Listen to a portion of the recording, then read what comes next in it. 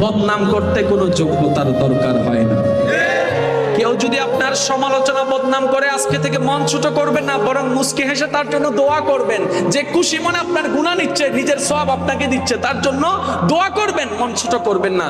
আর মনে মনে ভাববেন এই বদনাম এবং সুনাম সেটা মন থেকে আসে। যার মন যেমন সে সেটাই করবে। তার মন হয়তো নোংরা, সেই জন্য বদনামটাই করছে। আপনি সুনাম করে নিজের সুন্দর মনের পরিচয় দিয়ে দিবেন, রবের রহমত আপনার কাছেই আসবে। সুবহানাল্লাহ।